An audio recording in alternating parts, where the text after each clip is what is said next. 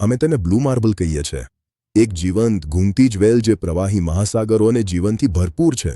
પણ જો તમે ક્રાયોજેનિયન યુગના ઊંડા સમય તરફ પાછા જુઓ, ખાસ કરીને 635 મિલિયન વર્ષ પહેલાં, તો તમને એક અજાણ્યો દેખાશે. એક ગતિહીન ગ્રહ, એક સફેદ દુનિયા. કલ્પના કરો કે પૃથ્વી જ્યાં મહાસાગરો 1 કિલોમીટર જાડા બરફના કબરમાં બંધ છે. અહીં સુધી કે વિષુવવૃત્ત પાસે પણ તાપમાન 50 ડિગ્રી સેલ્સિયસ સુધી ઘટી ગયું હતું. આ માત્ર એક સામાન્ય હિમયુગ નહોતું. આ તો ગ્રહનું મૃત્યુચક્ર હતું. આ હતી અલ્બિડો ફ્લેક. અલ્બિડો એ સપાટી કેટલી પ્રકાશ પરાવર્તિત કરે છે તેનું માપ છે.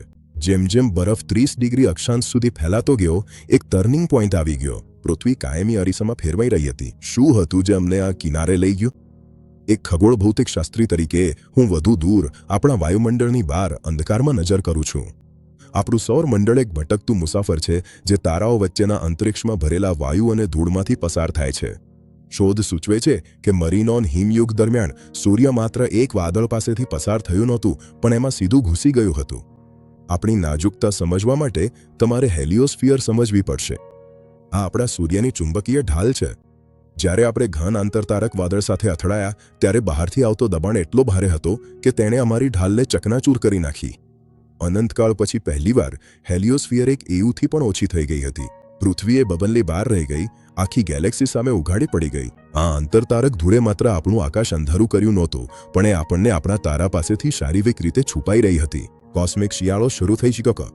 57 મિલિયન વર્ષ સુધી પૃથ્વી એક મૌન કબર બની રહી. પણ આછા પડછાયામાં જીવન શ્વાસ રોકીને બેઠું હતું. અતિશય એકાંત અને કઠોર પરિસ્થિતિઓએ જીવનને જબરદસ્ત ઢળાવ લાવવા માટે મજબૂર કર્યું. આ આપત્તિ જ પરીક્ષાની ભઠ્ઠી હતી. આઈનો કાચ કેવી રીતે તૂટીયો?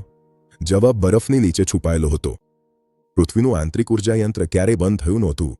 કાર્બન ડાયોક્સાઇડનું સ્તર આશ્ચર્યજનક ઊંચાઈએ પહોંચી ગયું. અંતે ગ્રીનહાઉસ અસર એક ગ્રીનહાઉસ વિસ્ફોટમાં ફેરવાઈ ગઈ. ભૂગર્ભીય પળમાં બરફે પસીનો પડવો શરૂ કર્યો, પછી તૂટી પડ્યો અને પછી ગાયબ થઈ ગયો. પૃથ્વીનું વાદળી ગોળું પાછું આવી ગયું હતું. અમારું અસ્તિત્વ એટલું જ તારા પર આધાર રાખે છે જેટલું જમીન પર, જ્યાં આપણે ઊભા છીએ. અમે બ્રહ્માંડના સંતાનો છીએ.